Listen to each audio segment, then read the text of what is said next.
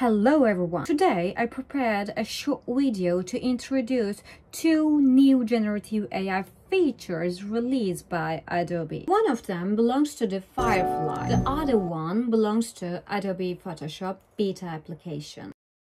First of all, we will start with the generative fill feature, which was activated yet by Firefly beta. This feature is like magic wand. All you need to do is use a brush to remove objects or paint in new ones. In this image, I just imagine a border consists of colorful mushrooms. How does it look? I think it's more better, isn't it?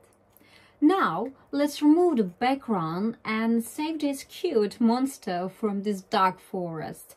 Because I'm planning to send this glitter cute monster to this island to watch this lovely rainbow. Now, let's come up to the other news. According to Adobe News, soon you are going to use Firefly features on Creative Cloud apps.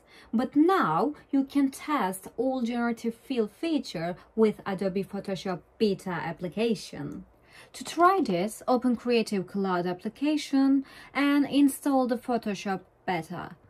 I think the whole process is like making a spell, because you can transform or redefine a photo according to the reflections.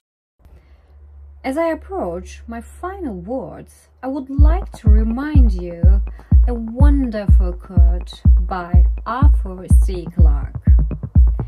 Any sufficiently